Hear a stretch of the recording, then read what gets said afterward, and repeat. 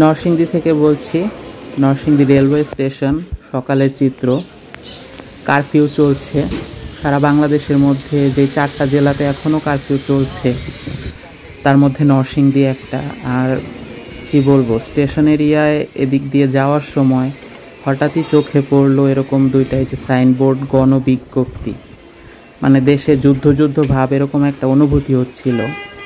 এখানে লেখা যে এত দ্বারা সর্বসাধারণের অবগতির জন্য জানানো যাচ্ছে যে গত 19 জুলাই 2024 তারিখ বিকাল 5 ঘটিকায় উদ্ভূত পরিস্থিতিতে জেলা কারাগার দুষ্কৃতকারী কিছু হামলার কারণে পরিপ্রেক্ষিতে কারাগার থেকে বের হয়ে যাওয়া সকল কারাবন্দীকে নিকটস্থ আদালত মারফত আত্মসমর্পণ করতে বলা হয়।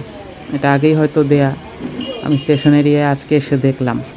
ডক্টর বদিউল আলম, জেলা প্রশাসক, নরসিংদী। তো একজন সাধারণ মানুষ হিসেবে, বা আমার যেহেতু একটি ইউটিউব চ্যানেল রয়েছে, একটা কণ্ঠস্বর বলতে পারেন, আমি কি বলবো। দেশের এরকম একটা পরিস্থিতি, সাধারণ মানুষ সবার মধ্যে একটা মানে যুদ্ধ ভাব। 1971 দেখি নাই, কিন্তু 2024 দেখছি। আর আজকের আপডেটই যদি আপনি বলেন, আমি ভিডিওটা এখন এডিট করছি, হয়তো একটু পর আপলোড করব। আজকেও সারা দেশে গণমিছিল অনুষ্ঠিত হয়েছে।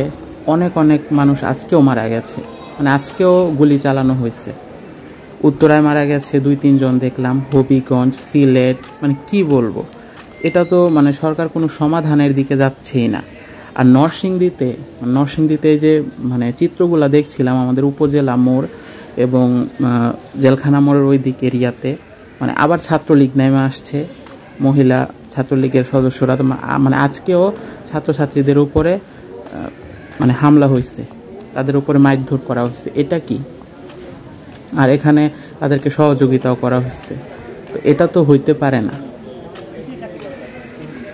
একটা দেশের সাধারণ মানুষ হিসেবে আমি জানি না আমার ভিডিওটা কয়জন দেখেন, বা যাই হোক, অনেক বড় চ্যানেল থাকতে পারে, কিন্তু আমার এই কণ্ঠস্বর তো কয়েকটা মানুষ হলেও শুনেন।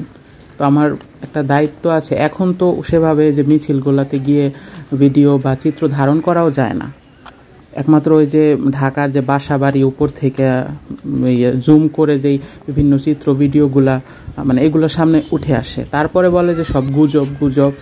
মানে এরকম একটা অবস্থা। আজকে ওই যে ফেসবুক আবার বন্ধ করে দিচ্ছিল, মোবাইল নেটওয়ার্ক বন্ধ করে দিচ্ছিল, আবার চালু করছে।